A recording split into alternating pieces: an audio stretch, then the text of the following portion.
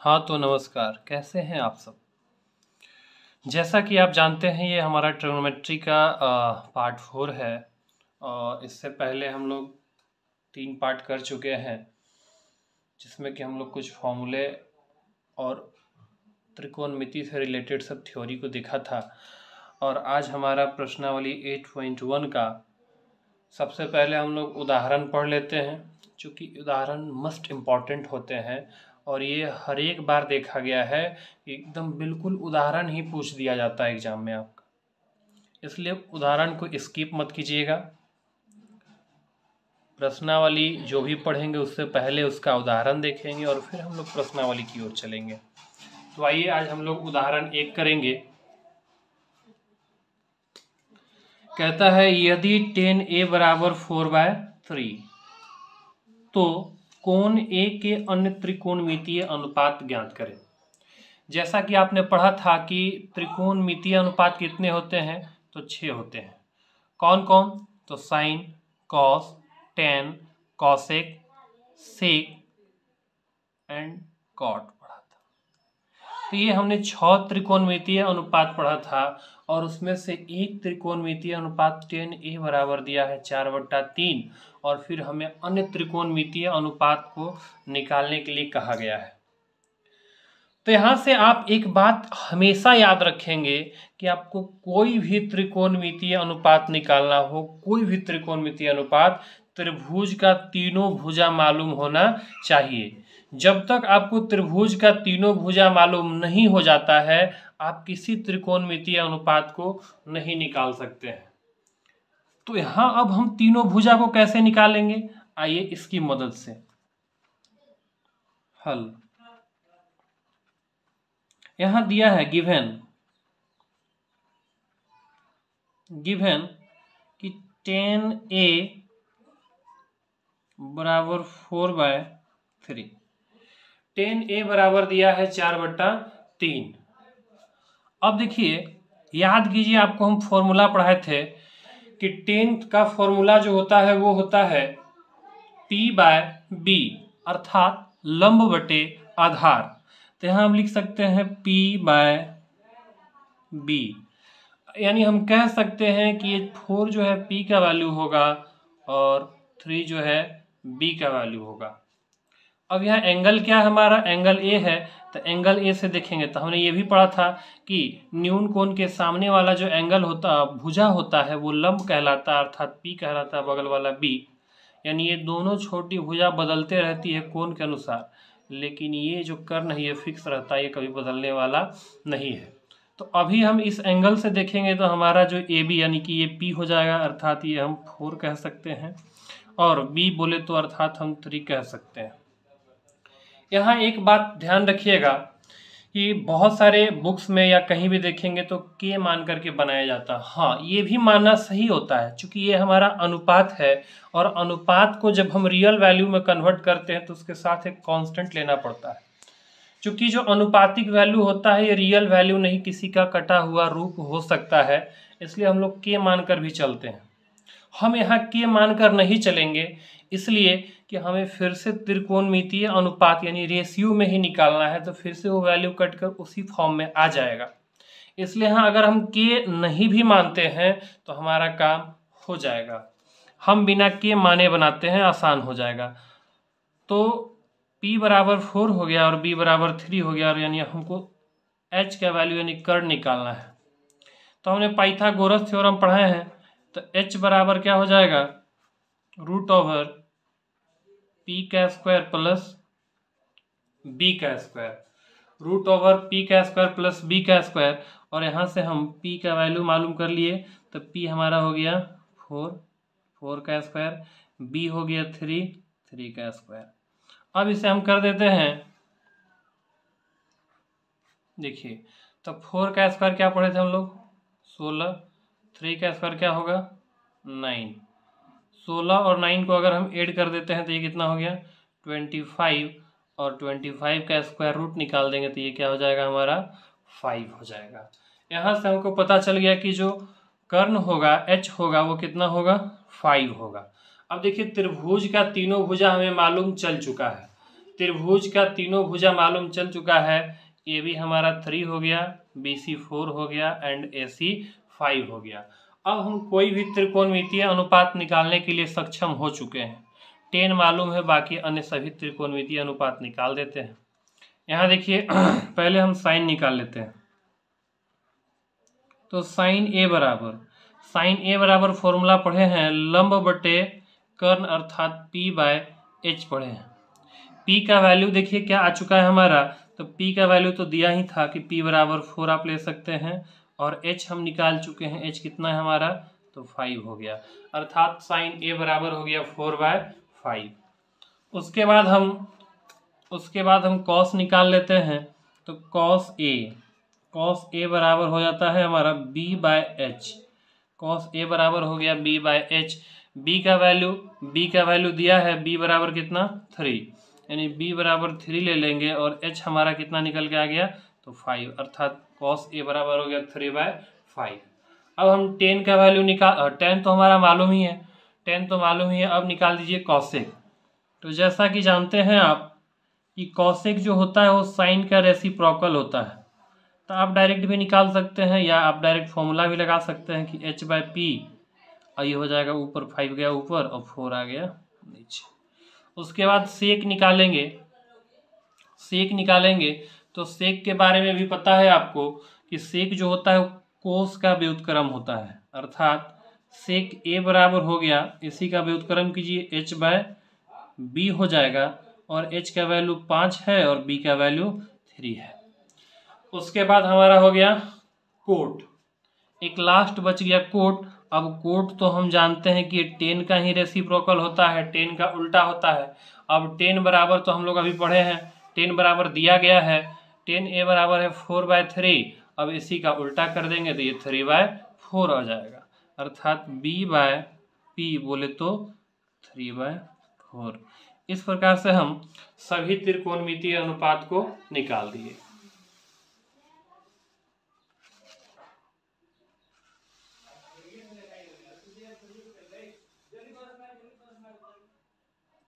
अब हम लोग उदाहरण 2 की ओर चलते हैं और ये सवाल थोड़ा सा पेचीदा तो हो सकता है।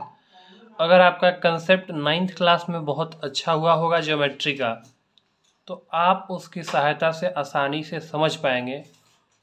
अगर नहीं भी है तो कोई बात नहीं, हम यहाँ समझाने का पूरा प्रयास करेंगे ताकि ये सवाल थोड़ा सा हल्का सा पेचीदा है।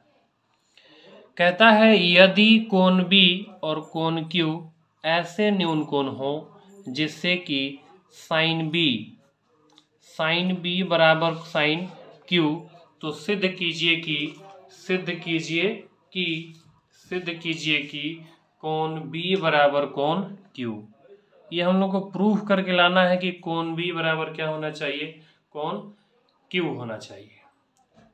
गिवन क्या है भाई, गिवन है कि साइन B बराबर साइन Q दिया गया है और सिद्ध करना है कि कोण B बराबर कोण Q होना चाहिए।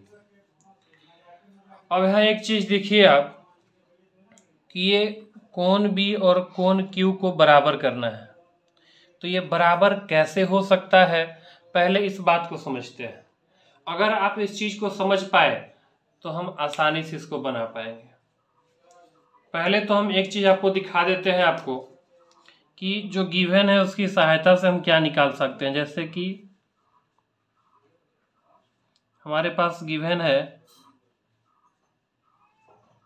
Sign B is equal to sine Q है, साइन B बराबर साइन Q दिया गया है। अब यहाँ से इसके हम रेशियोज को अगर निकालें, इसके रेशियो को निकालें तो ये क्या आएगा, तो साइन B, अब एंगल B से देखेंगे तो ये हमारा लंब होगा और ये आधार और ये आपका कर्ण होगा, अर्थात आप यहाँ लिख सकते हैं AC बट्टा AB।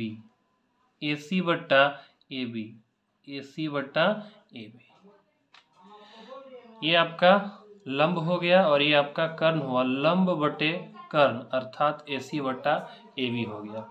उसके बाद आप साइन Q, तो एंगल Q से देखेंगे तो ये लंब होगा, ये कर्ण होगा, अर्थात आप लिख सकते हैं PR बटे पी आर बटे पी क्यू।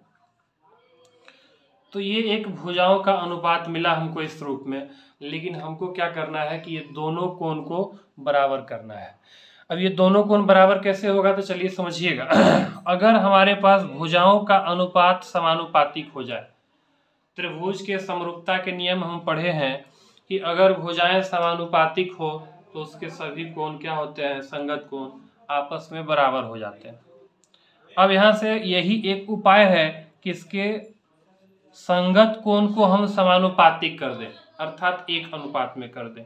आइए यही करने का प्रयास करेंगे हम लोग, आगे की ओर बढ़ते हैं। ये तो हमारा एक स्टेप हुआ।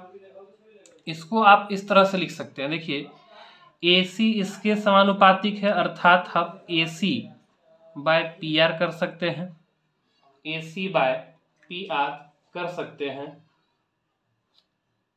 इसको आप लिख सकते हैं AC बाय PR, और इसको लिख सकते हैं कि ये जो AB है इसके समानुपातिक, अर्थात AB बाय PQ कर सकते हैं।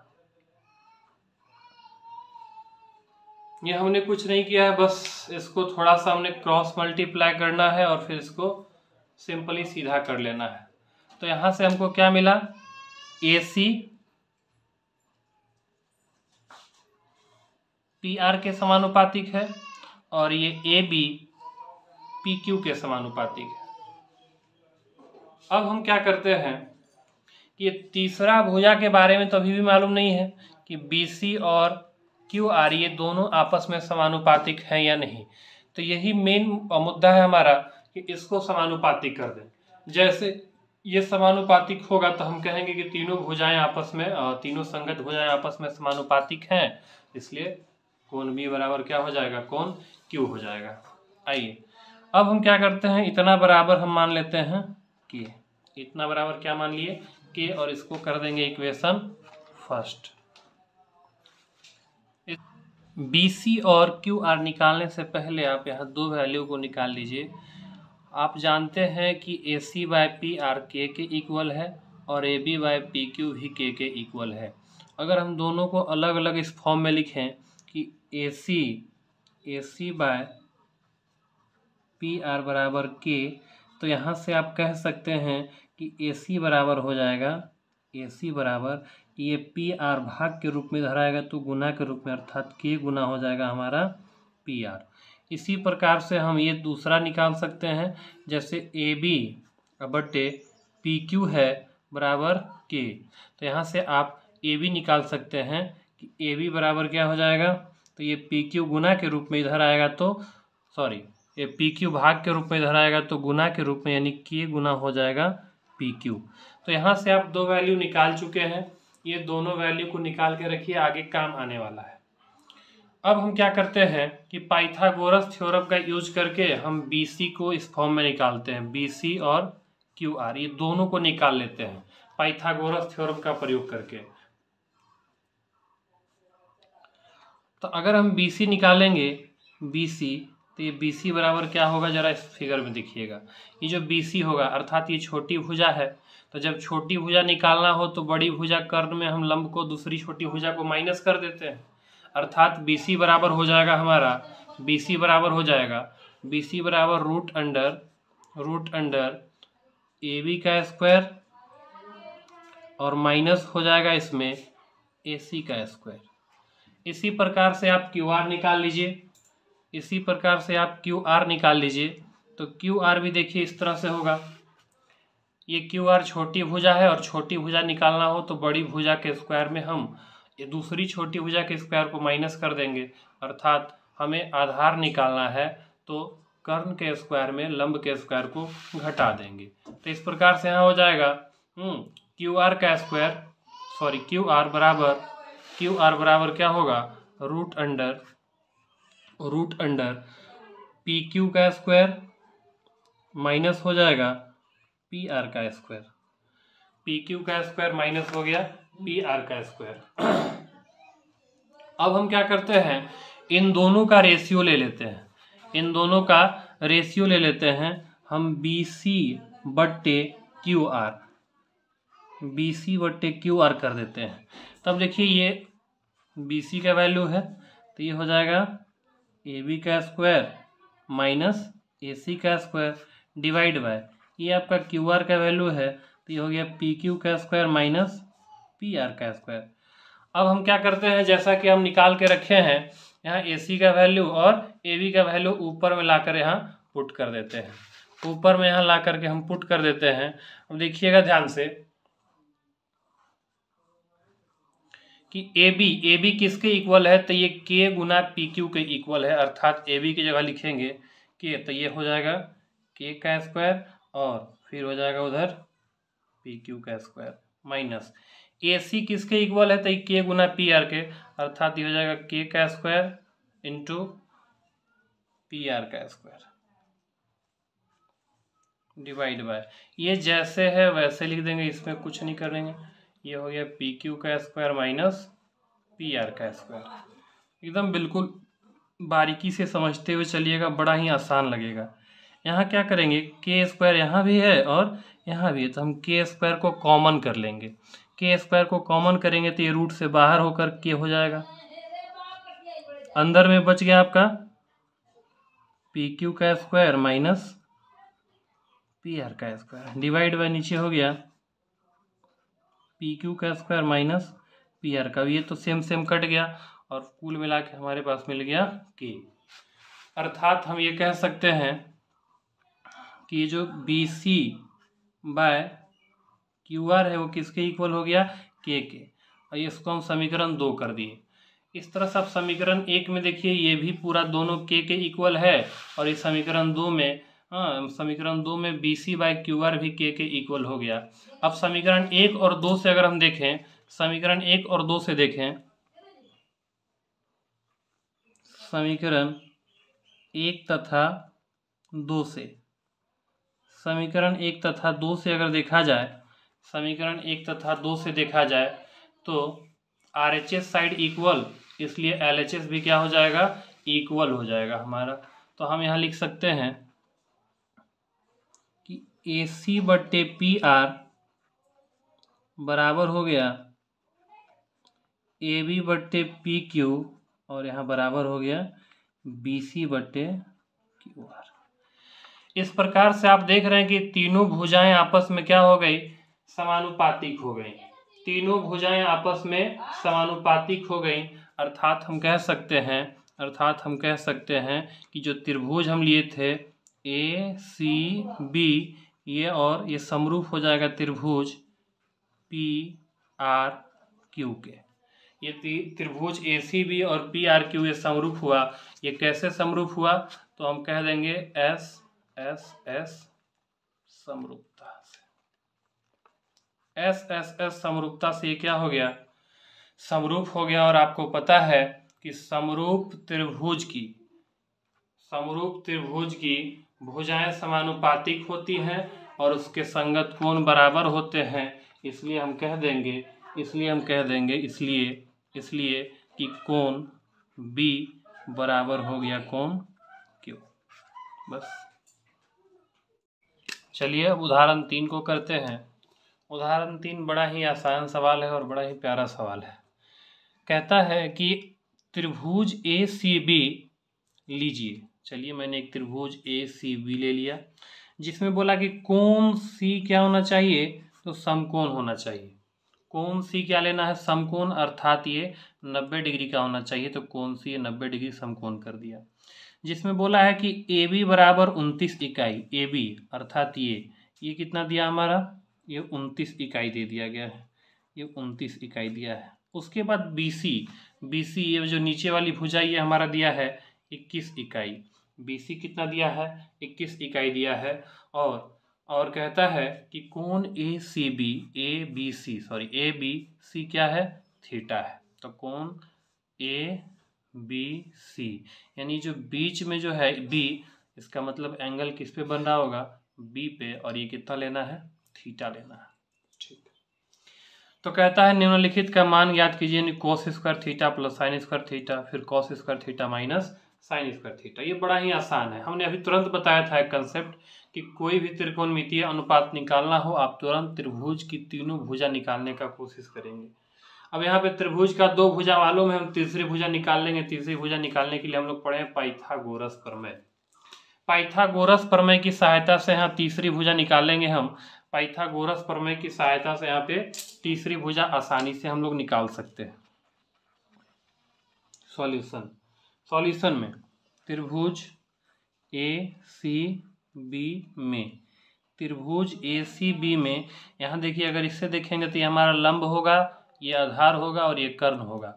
कर्ण और आधार मालूम है, लंब निकालना है अर्थात AC निकालना है। तो AC बराबर क्या होगा, तो आपको पता है ये कर्ण का स्क्वायर माइनस हो जाएगा लंब का स्क्वायर। तो कर्ण क्या है हमारा AB है, अर्थात AB का स्क्वायर माइनस कर देंगे इसमें जो मालूम है BC का स्क्वायर। अब देखिए AB कितना मालूम है, तो AB हमारा पहले से दिया है 29 इकाई, तो AB की जगह लिख देंगे 29, इसका स्क्वायर कर देंगे। फिर BC कितना मालूम है हमें, 21 मालूम है, 21 का स्क्वायर कर दिए। अब यहाँ हम 29 का स्क्वायर निकाल लेंगे और 21 का स्क्वायर निकाल लेंगे। 29 का स्क्वायर और 21 का स्क्वायर निकाल लेंगे और फिर ये आसानी से हम बता पाएंगे। तो 29 का स्क्वायर कितना होगा, 29 का स्क्वायर कितना होगा जरा हमें बताइएगा। 29 का स्क्वायर कितना होगा, यहाँ से आप 2 तरीका से निकाल सकते हैं। एक क्या है, ये हम फॉर्मूला भी लगा सकते हैं कि A square minus B square का, या डायरेक्ट आप स्क्वायर करके भी काम कर सकते हैं। जैसे 29 के स्क्वायर की बात करती होता है 841 और 21 का स्क्वायर तो 441 होता है। अब हम इसको क्या करते हैं, घटा देते हैं। 1 में 1 गया 0, 4 में 4 गया 0 और 8 में 4 गया 4। इस प्रकार से ये 400 आ गया। कितना आया, ये 400, इस दोनों को माइनस किए 400 हुआ और 400 का वर्गमूल आपको पता है कि कितना होता है, 20 इकाई हो जाता है, 20 इकाई। अर्थात AC पता चल गया कि AC कितना हमारा, तो AC हमारा 20 है। अब हम कोई भी त्रिकोणमितीय अनुपात आसानी से निकाल सकते हैं। अब यहाँ ध्यान दीजिएगा किसका किसका जरूरत है, तो जरूरत है हमें साइन का और कॉस का। साइन और कॉस मालूम रहेगा तो आसानी से दोनों सवाल को हम बना सकते हैं। तो यहाँ हम बगल में साइन और कॉस को निकाल लेते हैं, क्योंकि बिना साइन कॉस निकाले हम सवाल को हल नहीं कर सकते। तो अगर हम साइन थीटा निकालेंगे तो साइन थीटा का फॉर्मूला पढ़े हैं हम कि P/H होता है। साइन थीटा बराबर क्या होता है, P/H होता है। अब एंगल थीटा से देखेंगे, तो ये सामने वाला P अर्थात AC बाय क्या हो जाएगा, AB। AC बाय हमारा हो जाएगा AB, AC बाय AB। अब देखिए AB तो हमारा दिया हुआ है कि AB 29 इकाई है और AC आपका 20 इकाई अभी हम निकाल चुके हैं। तो यहाँ हम लिख देंगे 29 बट्टा AC हमारा 20 इकाई है और AB 29 है, तो ये हो जाएगा 20/29। उसके बाद आप कॉस निकाल लेंगे, तो कॉस थीटा बराबर क्या हो जाएगा, तो कॉस थीटा बराबर हमने पढ़ाया था आपको कि ये B/H होता है। अब यहाँ एंगल थीटा से देखेंगे, थीटा से तो ये तो हमारा P हो गया, ये बगल वाला B हो गया, अर्थात ये होगा BC बटे AB तो हमारा फिक्स ही है। अब देखिए BC यहाँ कितना दिया है, तो BC हमारा 21 है, यहाँ लिखेंगे 21 बट्टे AB कितना है भाई, तो AB हमारा 29 है। अब ये दोनों भुजा हमें मालूम चल गया, हम आसानी से पहले सवाल को निकाल पाएंगे। पहला सवाल हमारा क्या है, तो पहला सवाल है कि cos square theta plus sine square theta. Cos का वैल्यू हम निकाल चुके हैं 21/29, कॉस का वैल्यू है 21/29, तो यहाँ लिखेंगे 21/29 और स्क्वायर है तो ये पूरे का स्क्वायर हो गया, प्लस साइन थीटा का वैल्यू निकाल चुके हैं 20/29, तो ये हो जाएगा 20/29। अब यहाँ हम आसानी से स्क्वायर करते हैं, तो आपको पता होना चाहिए कि 21 का स्क्वायर कितना होगा। आप लोग स्क्वायर को कम से कम 30 तक याद कर लीजिएगा, 30 तक याद कर लीजिएगा, तो फिर बीच बीच में सवाल में आपको स्क्वायर करने की जरूरत नहीं पड़ेगी। तो 21 का स्क्वायर कितना हुआ, 441, और 29 का स्क्वायर अभी हमने तुरंत निकाला था 841, ये प्लस 20 का स्क्वायर क्या होगा तो 400 हो जाएगा, और 29 का स्क्वायर कितना हो गया तो 841। यहाँ पे आप देख पा रहे होंगे हर समान है, तो जब हर समान रहता है तो हम ऊपर वाला को डायरेक्ट जोड़ सकते हैं, या आप ऐसे भी एलसीएम लेकर भी करिएगा, सेम काम होगा। यानी 441 प्लस कर देंगे 400, इस प्रकार से 441 और 400 को जोड़ेंगे तो ये हमारा हो गया 841 बटे 841, अर्थात ये कट के क्या हो गया 1। और होना भी था, क्योंकि हम लोग फॉर्मूला भी पढ़े हैं पहले से कि sign square theta plus cos square theta बराबर 1 होता है, और ये प्रूफ भी हो गया। कहीं किसी भी वैल्यू पर ये साइन स्क्वायर थीटा और कॉस स्क्वायर थीटा हमेशा क्या होगा 1 होगा। उसके बाद इसी में हम दूसरा सवाल करेंगे, दूसरा सवाल हमारा क्या था कि cos square theta minus sine square theta, cos square theta minus sine square theta, तो सेम इसी प्रकार से होगा, सिर्फ माइनस कर देंगे, अर्थात ये भी होगा 21 बटे 29 का स्क्वायर माइनस 20 बटे 29 का स्क्वायर।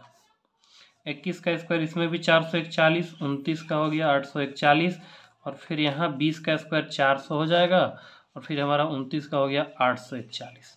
इस प्रकार से हम देख पा रहे होंगे कि यहाँ भी हर समान है, तो इसको डायरेक्ट घटाएंगे, अर्थात 441 में 400 घट गया तो 41 बटे हो जाएगा 841, यही हमारा आंसर हो गया।